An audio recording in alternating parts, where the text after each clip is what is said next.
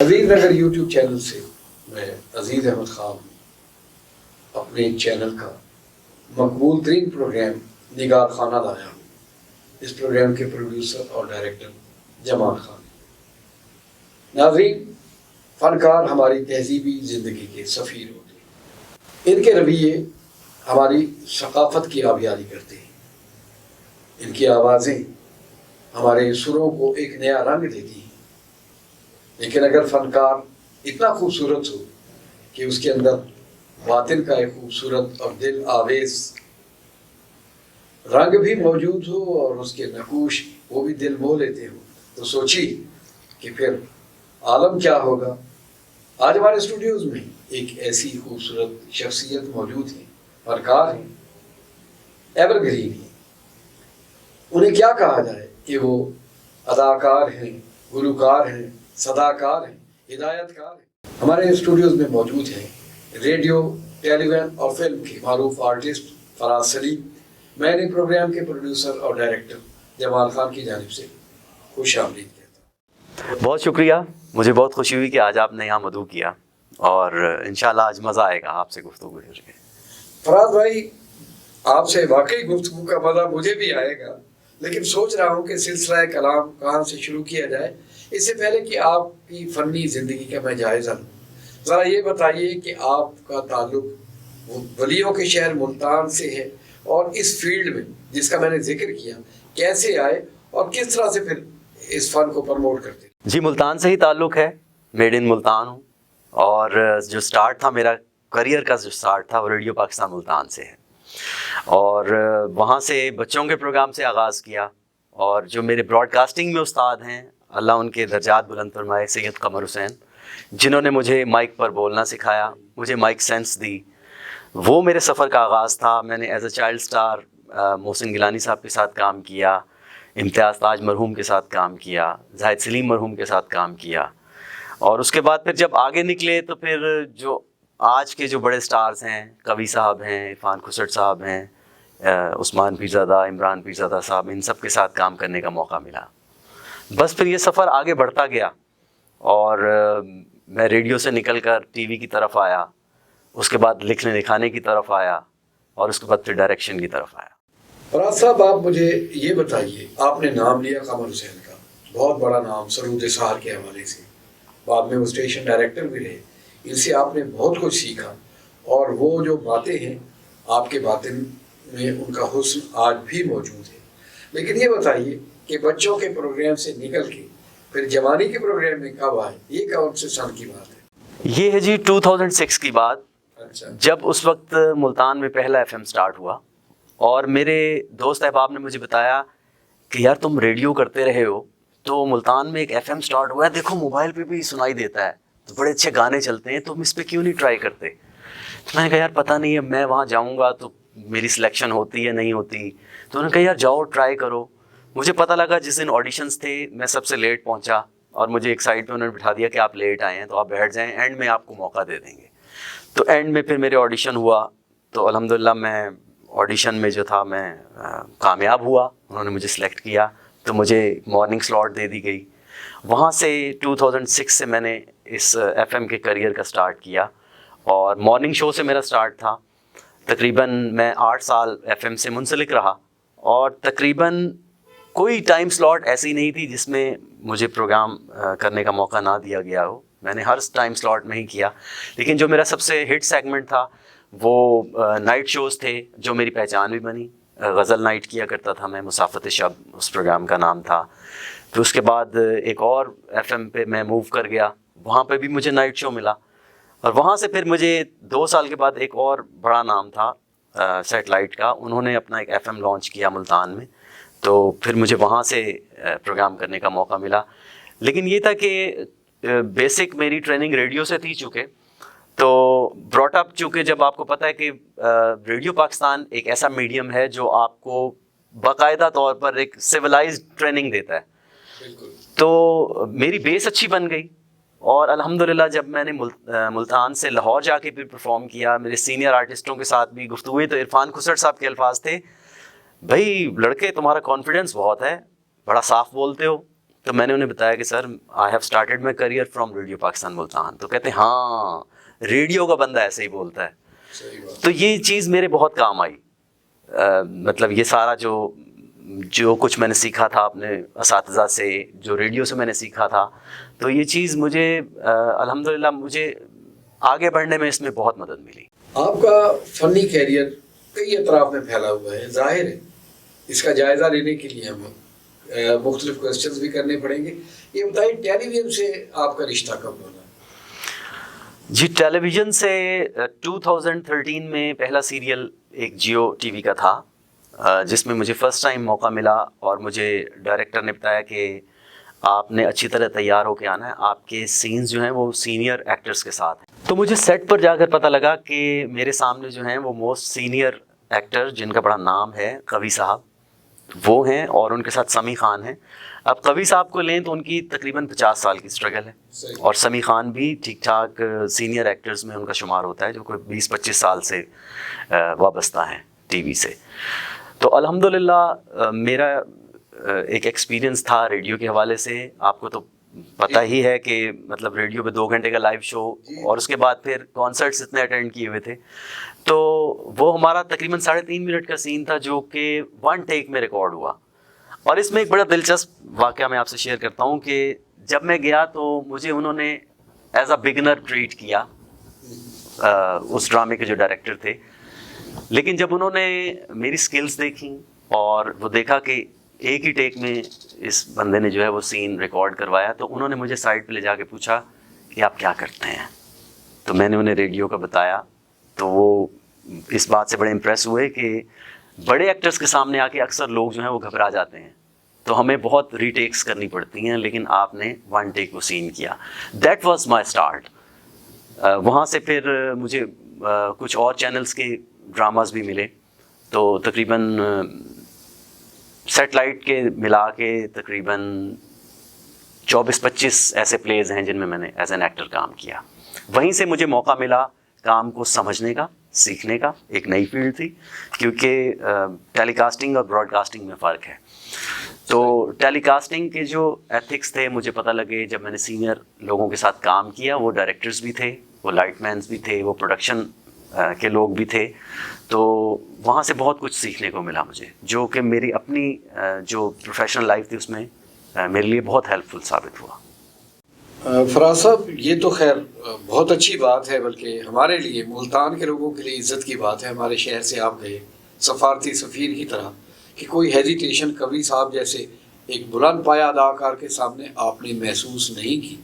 بہت سارے لوگوں کے ساتھ آپ نے کام کیا اور کام کرتے رہے, لیکن یہ جو آپ خود سکرپٹ لکھتے رہے اور بعد میں آپ نے ڈراماز بھی لکھے, تو مجھے یہ بتائیے کہ اس کی ترغیب یا آپ کے دل میں احساس کیسے جاگا کہ اب مجھے خود بھی لکھنا چاہیے؟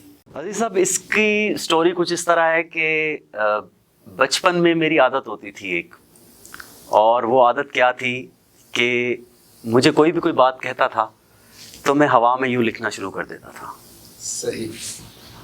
تو مجھ سے اکثر لوگ پوچھتے تھے یہ تم ہوا میں کیا لکھتے رہتے ہو؟ تو میں انہیں کہتا تھا کہ میرے ذہن میں جو چھوٹے موٹے لفظ بنتے ہیں میں وہ ہوا میں تحریر کرتا ہوں, اور وہ میرے اندر نقش ہو جاتے تھے. یہ تو تھی بچپن کی بات. میں جب ریڈیو پہ پروگرام میں نے کیا غزل نائٹ, وہ ایک لٹریری شو تھا, اور میں ایک ایف ایم پہ, یہاں پہ بڑا مشہور ایف ایم ہے, وہاں پہ کام کر رہا تھا. تو میری مارننگ سلاٹس ہوتے تھے یا ڈرائیو ٹائم کے سلاٹس ہوتے تھے, لیکن مجھے شوق بہت تھا کیونکہ مجھے شاعری سے لگاؤ تھا. تو میری بڑی خواہش تھی کہ وہ غزل نائٹ کسی طرح سے مجھے مل جائے. تو میں نے اس وقت کے اسٹیشن مینیجر سے ریکویسٹ کی کہ سر میں شاعری کا پروگرام کرنا چاہتا ہوں. تو انہوں نے کہا یار تم نوجوان ہو, چنکی فنکی پروگرامز کرو, تم یہ کہاں بابوں والے پروگرام کی طرف آ گئے ہو, یہ تمہارا کام نہیں ہے, تم اپنا کام کرو جو ہے. میں نے کہا سر لیکن پھر بھی میری بہت خواہش ہے, مجھے ایک شو دیا جائے. خیر انہوں نے حامی نہیں بھری, لیکن پھر اس وقت ایک ڈاکٹر علی اطہر صاحب تھے, وہ ایک پروگرام کیا کرتے تھے. تو وہ اسلام آباد گئے کسی میٹنگ کے سلسلے میں, ان کی وہ سلاٹ اس دن کی خالی تھی. تو مجھے اسٹیشن مینیجر کی ایٹ دا سیم ڈے کال آئی کہ فراز آج آپ کو ایک موقع دیا جا رہا ہے, تو آپ وہ پروگرام کریں. اگر آپ نے وہ پروگرام اچھا کیا تو ہم فردر دیکھیں گے کہ آپ کو پروگرامز دینے چاہیے یا نہیں.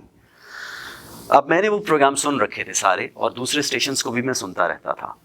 میں نے یہ سوچا کہ میں ایسی کیا ڈسٹنگوش پریزنٹیشن دوں کہ جو لوگوں کے دل پر اثر کرے, جو کہ ایک نیا اثر لوگوں کی سماعتوں پر چھوڑے.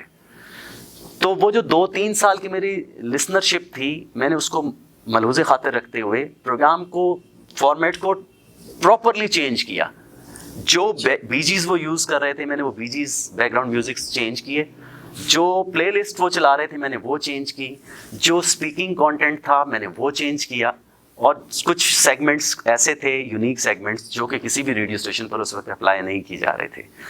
وہ میرا ایک پائلٹ پروگرام میری ایسی پہچان بنی اور اتنی اسٹرانگ فیڈ بیک آئی کہ اس کے بعد ویک میں 5 پروگرامس مجھے ملے. اب بات آ جاتی ہے کہ مجھے لکھنے کا شوق کیسے ہوا. جی. تو وہ اس طرح ہوا کہ میرے پروگرام کی لسنرشپ جتنی بھی تھی پڑھے لکھے لوگ تھے, اسٹوڈنٹس سنتے تھے, وکلا حضرات سنتے تھے, ڈاکٹرز سنا کرتے تھے. تو وہاں سے میں کوئی ایک سوال اٹھاتا تھا تو میرے ذہن میں جو پوائنٹس ہوتے تھے مجھے صرف وہی پتہ ہوتے تھے, لیکن اس میں جو لوگ کنٹریبیوٹ کر رہے ہوتے تھے وہ ایسی باتیں تھیں جو کہ میرے نالج میں مزید اضافے کا باعث بنی. تو میرے اندر ایک تخیل پیدا ہوا کہ میرے پاس جو اتنا لفظوں کا ذخیرہ اکٹھا ہو رہا ہے تو میں کیوں نہ انہیں تحریر کروں, میں کیوں نہ انہیں کاغذ پر لے کر آؤں. تو میں نے تھوڑا تھوڑا کر کے لکھنا شروع کیا, اور الحمدللہ پھر میں نے ریڈیو پلیز بھی لکھے. پھر میں نے ڈرامہ فیسٹیول ہوا آرٹس کونسل کا, اس کے لیے بھی پلے لکھا, اور وہ پلے میرے ریکارڈ پہ ہے کہ میں نے صرف 2 دن اور 3 راتوں میں پلے لکھا. جس بندے کا وہ پروجیکٹ تھا وہ 3-4 رائٹرز کے پاس گیا اور سب نے انکار کیا کہ تم پاگل ہو, یہ تو 1 مہینے کا کام ہے, یہ تم چاہتے ہو کہ 1 ہفتے میں ہو جائے. تب پھر وہ میں نے اس کی باغ دوڑ اٹھائی, اور وہ الحمدللہ میں نے 3 دن کے اندر اسکرپٹ لکھا. اور وہ ڈرامہ ایسا تھا کہ آرٹس کونسل میں جتنی بھی آڈینس تھی, جتنی فیملیز تھیں, انہوں نے اس کو سراہا. ہر سین پر کلیپ ہمیں ملی, اور جذباتی سینز جو تھے اس پہ لوگ اور فیملیز رو رہی تھیں اس وقت. That was my start. اس کے بعد پھر میں نے نابینا لوگوں کے لیے کام کیا, ان کے لیے ایک پلے لکھا میں نے. اور حال ہی میں نے ابھی ڈرگ ایڈکشن کے اوپر, جو کہ پاکستان میں بہت زیادہ عام ہوتی جا رہی ہے, بلکہ ایڈکشن ہمارے پورے ورلڈ کا مسئلہ ہے, اور نوجوان نسل بہت تیزی سے اس میں انوالو ہو رہی ہے. تو میں نے نوجوان نسل کو اویئر کرنے کے لیے ایڈکشن کے اوپر ایک پلے لکھا, اور انشاءاللہ بہت جلد وہ آن ایئر بھی ہوگا. تو اس میں ایز اے رائٹر ڈائریکٹر میں نے کام کیا. تو وہاں سے میری جو ہے نا وہ رائٹنگ سکلز ڈیولپ ہونا شروع ہوئیں, اور الحمدللہ اس وقت میں تقریباً ہر طرح کا کانٹینٹ جو ہے وہ تحریر کرتا ہوں. کتنی خوشی مجھے ہو رہی ہے آپ ہمارے اسٹوڈیوز میں موجود ہیں. بنیادی طور پر اس شو کا جو نام ہے وہ تو ہے نگار خانہ, لیکن جو یوٹیوب چینل ہے وہ ہے عزیز نگر. یہ وہ بنیادی ادارہ ہے جس کے حصے میں کئی امتیازات آئے, اور اس میں ایک بڑا امتیاز یہ بھی ہے کہ 2009 میں اسی پروگرام کے پروڈیوسر اور ڈائریکٹر جو ملتان میں, جنوبی پنجاب میں سرائکی خطے میں ڈاکومنٹری فلموں کے اولین تخلیق کار ہیں, پروڈیوسر ہیں, ڈائریکٹر ہیں. انہوں نے ایک فلم 2009 میں بنائی تھی, فاؤنڈر آف ماڈرن ملتان. یہ ولی کامل حضرت شاہ یوسف گردیز کی حیات طیبہ اور تعلیمات پر مشتمل فلم تھی. اس میں جو لیڈنگ رول تھا سٹوری ٹیلر کا, وہ پرفارم کیا تھا جو آج کل ہمارے ریڈیو پاکستان بہاولپور کے پروگرام مینیجر ہیں, بہت بڑی شخصیت ہیں, سجاد بھائی. اور اسکرپٹ میں نے لکھا تھا, اور جس بات کا میں اشارہ کر رہا ہوں وہ یہ کہ اس کی فلم کا آغاز آپ کی خوبصورت مدھر میٹھی آواز سے ہوتا تھا. آپ نے اس کا جو پس منظر تھا فلم کا, جہاں سے وہ فلم سٹارٹ ہوتی تھی, وہ آپ نے پڑھا تھا. آپ کو اس وقت کے کمشنر ملتان سید محمد علی گردیزی نے حسن کارکردگی کا ایک ایوارڈ بھی دیا تھا. عزیز نگر کے لیے یہ ایک اثاثہ ہے. کچھ اس حوالے سے بتائیے, آپ کو یاد ہے یہ سب کچھ؟ جی عزیز صاحب, یہ تو میں سمجھتا ہوں کہ یہ کام تو میرے بیسٹ کریڈٹس میں سے ایک کام ہے. اور اس وقت مجھے جمان صاحب ملے اور انہوں نے مجھے کہا کہ فراز بھائی اس کا وائس اوور آپ نے کرنا ہے. تو جب میں نے اسکرپٹ دیکھا, ماشاءاللہ آپ کا لکھا ہوا اسکرپٹ اتنا خوبصورت, اور ہم تو کہتے ہیں کہ فن کے اور لفظوں کے قدردان ہیں. تو جتنی خوبصورت لفاظی تھی, مجھے اس کو بولنے میں, اس کو نریٹ کرنے میں اتنا مزہ آیا, اور میں نے بڑا مزہ لے کے وہ کی تھی, اور وہ ٹھیک ٹھاک ماشاءاللہ وائرل بھی ہوئی. وہ the founder of modern Multan, بہت ڈیٹیلڈ اور بہت اچھا الیبوریٹ کیا گیا اس ڈاکومنٹری کے اندر. اور میں یہ سمجھتا ہوں کہ ملتان لیول کے اوپر آج تک اس طرح کی ڈاکومنٹری دوبارہ نہیں بنی. اور بلکہ میں ریکویسٹ کروں گا اس پروگرام کے توسط سے آپ سے بھی اور جمان صاحب سے بھی, وہ سن رہے ہوں گے اس وقت, کہ اس کو پلیز کنٹینیو رکھیں. ملتان میں ہمارے اس خطے کو ضرورت ہے. ہم نے یہاں سے ٹیلنٹ اٹھا کے باہر دے دیا ہے, جبکہ ہمیں یہاں کے لیے کام کرنا چاہیے. ہمارے پاس ہر چیز ہے, ہم فرٹائل ہیں. تو میں یہ سمجھتا ہوں founder of modern Multan, that was a masterpiece. اور اس میں فراز سلیم کا کوئی کمال نہیں ہے, اس میں اس لفظوں کی مالا پرونے والے عزیز احمد خان کا کمال ہے, اور اس کو ڈاکومنٹری کی شکل دینے والے جمان خان کا کمال ہے. میں تو اس میں ایک پپٹ تھا, اور میں نے تو بول دیا. اور میں یہ سمجھتا ہوں کہ میرے بیسٹ پرفارمنسز میں سے وہ ایک ایسی پرفارمنس تھی جو آپ لوگوں کے توسط سے وہ میں نے کی. بات سے بات, چراغ سے چراغ جلتے ہیں, یادوں کے چراغ جل رہے ہیں. انہوں نے کہا کہ آپ اس کام کو اب دوبارہ شروع کریں. مجھے خوشی اس بات کی ہے کہ ایک طویل مسافت طے کرنے کے بعد اگر مسافر اپنے گھر پلٹ آئے تو پھر جو آسودگی کا احساس ہوتا ہے وہی احساس مجھے اس وقت ہو رہا ہے. فراز سلیم اسٹوڈیو میں پلٹ آئے تو اب سارے کام ہوں گے ہمارا روحانی ورثہ اولیاء اللہ کی زندگی پر. جو کام جمان خان پہلے کر رہے تھے ہم انہیں زیادہ خوبصورت انداز میں کر پائیں گے. اور ایک بہت اچھی خبر یہ ہے کہ فراز سلیم مستقل طور پر آپ کو عزیز نگر کے پروگراموں میں نظر آئیں گے. ان کی کمانڈ, ان کی اداکاری, ان کی صداکاری اور ان کی ہدایت کاری, یہ سب اب ایک مشترکہ ایک اثاثہ بن کے آپ کے سامنے ابھرے گی. میں نے بریک پر جانا ہے, لیکن اس بریک کے دوران آپ فراز سلیم کی آواز میں وہ سکرپٹ سنیں گے جو انہوں نے فاؤنڈر آف ماڈرن ملتان سے متعلق پڑھا تھا.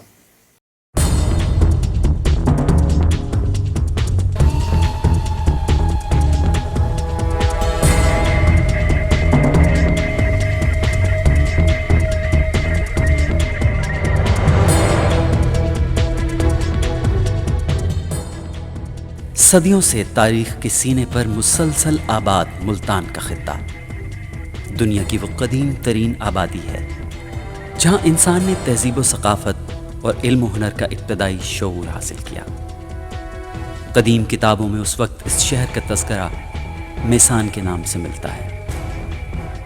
زمانے کے بے شمار انقلاب دیکھنے والے اس شہر کو یوں تو کاسیاپا پورا, بنس پورا اور مولستان بھی پکارتے ہیں, لیکن ہندوؤں کی قدیم دیومالائی کتابوں کے مطابق اس کا نام سورج دیوتاؤں کے باپ کشپ کے نام سے منسوب کرتے ہوئے کشپ پورا رکھا گیا, جسے اس کے اپنے توحید پرست بیٹے پرہلاد نے شکست دے کر ملتان میں امن, سلامتی اور انسان دوستی کی بنیاد رکھی, اور پہلی مرتبہ اس شہر میں باطنی اور لسانی علوم کی ایک بہت بڑی درسگاہ قائم کی.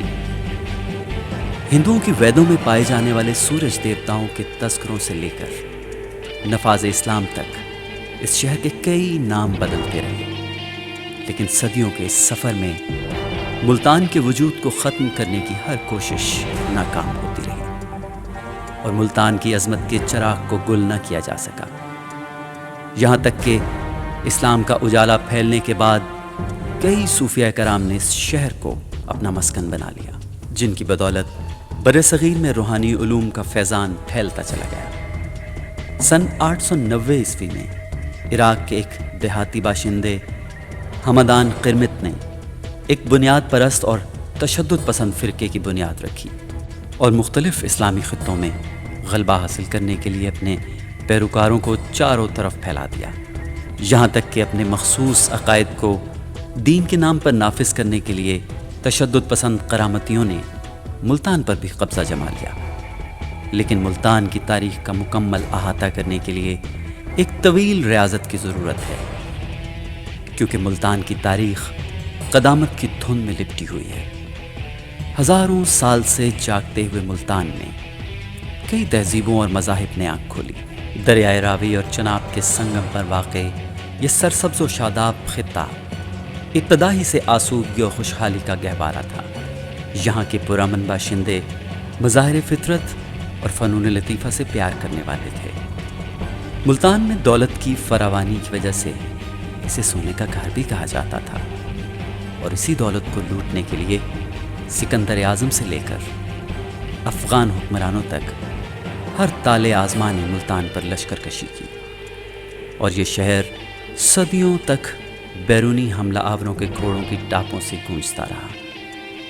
یہاں کے بہادر سپوتوں نے اپنی مٹی کا قرض چکاتے ہوئے تاریخ کے ہر عہد میں اپنی سرزمین کا دفاع کیا، لیکن لاؤ لشکر کے ساتھ آنے والوں نے دولت کے حرص میں ہمیشہ ملتان کو تاخت و تاراج کیا، اور یوں یہ شہر کئی مرتبہ اجڑا اور آباد ہوا۔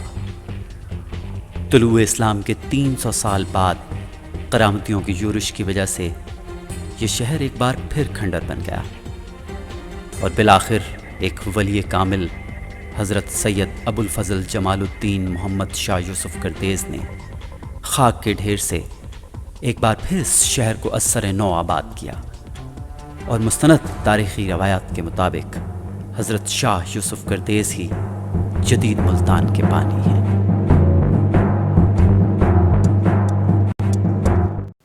ویلکم بیک فراز صاحب، جیسے میں نے اپنے پروگرام کے آغاز میں کہا تھا کہ آپ کی شخصیت کی کئی جہتیں ہیں۔ ابھی تو ایک دو باتوں پر میں نے آپ سے گفتگو کی ہے، لیکن بات چل رہی تھی فاؤنڈر آف ماڈرن ملتان کے حوالے سے، وہ جو آپ کا وہ جو پہلا آغاز تھا فلم کا، جو آپ کی آواز میں سنا جاتا ہے، تو ڈبنگ پر آپ کو بڑی قدرت اور کمال حاصل ہے۔ آپ ذرا اس حوالے سے بتائیے کہ اس فن کو ایک الگ انداز سے آپ کیسے لے کر چلے تھے، اس کے پیچھے آپ کے فیلنگز کیا تھے؟ عزیز صاحب، میں ملتان میں رہا، ریڈیو سے منسلک رہا، میں ڈفرینٹ وائس اوورز کیا کرتا تھا، جیسے آپ کی ڈاکومنٹری کی، اس طرح کچھ اور ڈاکومنٹریز بھی کی، اور ایک بار میں نے نیشنل جیوگرافک کے لیے بھی ڈاکومنٹری کا وائس اوور دیا، وہ فائر فائٹرز کے اوپر تھی وہ ڈاکومنٹری۔ تو میرے کچھ دوست احباب تھے لاہور میں جو کہ ڈبنگ سے منسلک تھے، تو وہ مجھے بہت عرصے سے فورس کر رہے تھے کہ آپ کے پاس وائس ویریشن ہے تو آپ ڈبنگ میں کیوں نہیں ٹرائی کرتے۔ تو میرا چونکہ اتنا ایکسپوجر تھا نہیں ڈبنگ کا، لیکن میں ایک دفعہ ایسے لاہور گیا تو میں نے چینل کے اوپر جا کے آڈیشن دیا، اور انہیں تھوڑا سا میرا کام کلک کیا، انہوں نے مجھے موقع دیا، اور آج میں یہ بات ڈسکلوز کر رہا ہوں کیونکہ یہ تقریباً 9 سال پرانی بات ہے۔ اچھا، کہ میں نے اپنی فیملی کو نہیں بتایا کہ میں صرف 20,000 کے اوپر لاہور چلا گیا ہوں، مجھے صرف 20,000 مل رہے تھے، اور وہ میں نے اپنی اکوموڈیشن پہ لگا دیے، اور جو میرا کھانا پینا تھا کیا تھا کہ مجھے ایک نئی فیلڈ میں آنے کا شوق تھا، کیونکہ میں ڈبنگ کانٹینٹس دیکھتا رہتا تھا، تو مجھے تھا کہ کیوں نہ میں اپنی سکلز کو اس کے اوپر بھی آزماؤں۔ تو پھر ایک سلسلہ سٹارٹ ہو گیا، میں نے ہالی ووڈ کی بہت ساری فلمز کی، میں نے جیمز بانڈ کا پورا سیریز کی، پیرس برosnan جو تھے جیمز بانڈ، جو 7th جیمز بانڈ کا جنہوں نے کریکٹر کیا، ان کی ساری فلمیں میری آواز میں ڈب ہیں اور ان کے اوپر میری ہی وائس ہے۔ اس کے علاوہ ٹام کروز کی کئی فلمز میں نے کی جو ٹام کروز کے اوپر میری آواز چلی۔ اچھا، آج کل جو ٹرکش ڈراماز چل رہے ہیں جیسے پلے ٹی وی ہے یا اردو ون ہے، اس پہ بھی ہمارے ڈراماز چل رہے ہیں، اور ابھی ملتان کے لیے جو کریڈٹ کی بات ہے، حال ہی میں ہم نے ایک ٹرکش فلم ڈب کی ہے سینما کے لیے۔ اچھا، اس سے پہلے ہمارا ہمسایہ ملک کیا کرتا تھا سینما کے لیے موویز ڈب، تو اس میں سارا ٹیلنٹ ہم نے ملتان سے ہنٹ کیا ہے، اور میرے اپنے اس میں 4 میجر کریکٹرز ہیں جن کے اوپر میرا وائس اوور ہے، اور یہ اللہ تعالیٰ کی بہت بڑی رحمت ہے کہ I can change my voice variation into 8 characters. اس میں 15 سال کے لڑکے سے لے کے اور 80 سال کے بابے تک کی آواز میں دے دیتا ہوں، اور without any filter, without any pitch Bender. یہ اللہ تعالیٰ کا ایک بہت بڑا مجھے انعام ہے یہ چیز۔ ایک بہت مشہور کارٹونز ہیں جو بچے دیکھتے ہیں آج کل، موٹو پتلو، وہ ہم نے 256 ایپیسوڈ ڈب کیے، اور موٹو پتلو سمیت تقریباً 3 کریکٹرز میں نے اس میں ڈب کیے، یعنی 5 کریکٹرز اس میں صرف میں نے ہی کیے تھے۔ آج بھی جہاں پہ بچوں کی گیدرنگز ہوتی ہیں تو بچوں کو دوست بنانے میں مجھے ٹائم نہیں لگتا۔ صحیح بات ہے۔ تو میں موٹو کی آواز میں یا پتلو کی آواز میں جب ان سے گفتگو کرتا ہوں تو وہ بچے ایک دم کہتے ہیں کہ یہ موٹو پتلو یہاں کہاں آ گئے۔ تو یہ تھا سر کہ میں ڈبنگ میں آیا، اور پھر یہ ہوا کہ الحمدللہ اب میں نے ملتان میں بھی ڈبنگ سٹارٹ کی ہے، اور جو ملتان کا ٹیلنٹ تھا میں نے اسے ڈسکور کیا ہے. صحیح. میری کچھ کولیگز تھے جو کہ ایکٹرز تھے, لیکن وہ اپنے آپ کو ڈسکور نہیں کر پائے تھے کہ وہ اچھے ڈبرز بھی ہیں. لیکن جس ٹیلی فلم کا میں نے آپ سے ذکر کیا, اس کی جب میں نے ڈبنگ کروائی تو مجھے بہت سارا نیا ٹیلنٹ ملا اس میں سے. صحیح بات. اب یہ ہے کہ ہم کسی بھی لینگویج کو اردو میں ڈب کر سکتے ہیں بہت ایزیلی, کیونکہ میری اس پہ ایڈیٹنگ کمانڈ بھی ہے اور ایز اے پروڈیوسر بھی اس کے اوپر بہت اچھی کمانڈ ہے. فراز صاحب, یہ تو آپ نے بہت اچھا کیا. یہاں ایک المیہ ہے کہ یہاں بہت سارے لوگ ہیں جو ہنر مند ہوتے ہیں, جن کے اندر بڑی صلاحیتیں ہوتی ہیں اداکاری کے حوالے سے, صداکاری کے حوالے سے, گفتگو کے حوالے سے. لیکن چونکہ ملتان کو انلکیلی ایک چھوٹا شہر سمجھا جاتا تھا, یہاں وہ وسائل موجود نہیں تھے کہ لوگوں کو آگے آنے کا موقع دیا جائے. مجھے خوشی یہ ہو رہی ہے, ایک تو آپ نے وہ ٹیلنٹ ڈسکور کیا, دوسرا لوگ اس میں تھوڑا جیلسی فیل کرتے ہیں, لوگوں کو دوسروں کو آگے آنے نہیں دیتے.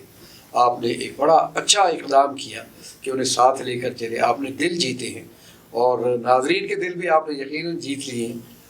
اچھی گفتگو آپ کرتے ہیں.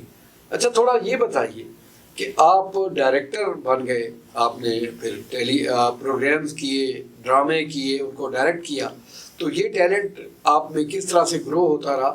آپ نے کسی سے سیکھا یا از خود آپ کے دل میں یہ ایک خواہش پیدا ہوئی کہ میں نے یہ سیکٹر جو ہے اسے بھی خالی نہیں چھوڑنا اور مجھے کرنا چاہیے؟ عزیز صاحب, ہر انسان میں اللہ تعالیٰ نے مختلف صلاحیتیں رکھی ہیں جی, اور کچھ لوگ ہوتے ہیں جو اپنی صلاحیتوں کو ڈسکور کر پاتے ہیں اور بہت سارے اپنے حالات کی وجہ سے اسے ڈسکور نہیں کر پاتے. صحیح. میں یہ سمجھتا ہوں کہ انسان کو اپنا ایک سوارٹ انالیسس کرنا چاہیے اور ڈسکور کرنا چاہیے اپنے آپ کو. تو میں جب لاہور موو کیا تو میرا فوکس صرف ایکٹنگ پر نہیں ہوتا تھا.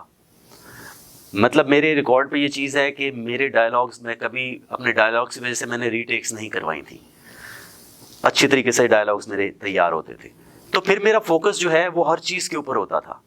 میں اس سین کی لائٹنگ کو بھی دیکھ رہا ہوتا تھا, میں ڈائریکٹر کو بھی دیکھ رہا ہوتا تھا. مجھے سیکھنے کا بہت شوق ہے اور مجھے کئی اپرچونیٹیز ایسی ملیں, آپ کو یہ سن کے حیرت ہوگی, جس پہ میرا کوئی ایکسپیرینس نہیں تھا, میرا کوئی ایکسپوجر نہیں تھا. مجھے جسٹ سیکھنے کا شوق تھا اور وہ سیکھنے کا شوق مجھے کہاں سے اٹھا کے کہاں لے گیا, اور وہ میرے روزگار کا بھی سبب بنا. وہ صحیح. وہی سیکھنے کا شوق کہ میں نے ان ڈائریکٹرز کو دیکھا, ان کی ڈائریکشن, کچھ ان کے ساتھ جو سینئر آرٹسٹ ہوتے تھے وہ بھی مجھے بتاتے تھے, سمجھاتے تھے. میں ڈائریکٹر سے سین کے بعد میں ڈسکشنز بھی کرتا تھا, تو وہ سینس میرے اندر ڈیولپ ہوئی. تو میں نے چھوٹے چھوٹے پروجیکٹس اپنے تئیں کرنے شروع کیے اور میں نے اپنی سکلز کو آزمانا شروع کیا, اور وہ سکلز جب لوگوں کے سامنے آئیں تو انہوں نے اس کو سراہا, اور اس سے پھر میرا مورال مزید بوسٹ ہوا کہ مجھے یہ کام کرنا چاہیے, آئی کین ڈو اٹ. اور الحمدللہ میں نے کیا. اور سب سے پہلا جو میں نے پلے کیا تھا, میں نے آپ کو بتایا تھا, نابینا لوگوں کے لیے تھا, مجھے سب دکھتا ہے اس پلے کا نام تھا. اور وہ ریئل سٹوری تھی ایک ایسے نوجوان کی جن کے والدین جو تھے, یہ 2 بھائی نابینا پیدا ہوئے تھے اور ان کو چھوڑ کر وہ چلے گئے تھے. ان کے ہمسائے نے انہیں پالا تھا. اس شخص کی وہ سٹوری تھی. آج وہ اس دنیا میں نہیں ہے, but he was a great man. ان کی ریئل سٹوری تھی جس کو میں نے لکھا, اور لکھنے کے بعد میں نے اپنی ویژولائزیشن کی, امیجنیشن کر کے, اور سارا میں نے اس کو ایک ڈرامے کی شکل دی اور اس کو ہم نے شوٹ کیا. اور الحمدللہ مجھے اور اس ادارے کو بہت سارے ریوارڈز ملے اس پلے کے حوالے سے. اس کے بعد پھر ریڈیو چونکہ میرا شعبہ رہا تھا, تو مجھے ریڈیو کے حوالے سے بھی آڈیو سافٹ ویئرس کے اوپر کام کرنے کا شوق تھا. میں نے ٹیوٹوریلز دیکھے, سافٹ ویئرس کے اوپر کمانڈز لیں, وہ کام کرنے شروع کیے, تو الحمدللہ میری کمانڈ بنتی گئی. وہ پھر سفر چلتے چلتے چلتے وہ اس کام میں پھر پختگی آتی گئی. آپ جیسے لوگ ملتے رہے, سکھانے والے لوگ, بتانے والے لوگ. تو اس سے پھر یہ ہوا کہ الحمدللہ آج اگر ہم کوئی کام کرتے ہیں تو اس کو اگر ڈس لائک نہیں کیا جاتا تو کم از کم اس کو لوگ سراہتے ضرور ہیں. صحیح.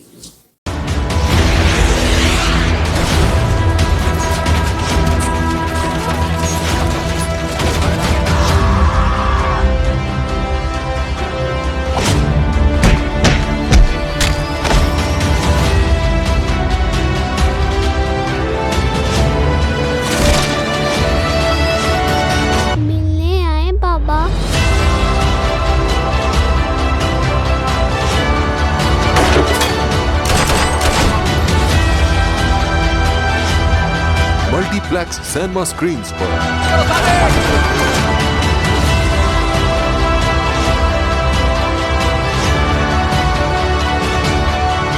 एक वादा निभाने में 60 साल बीत गए।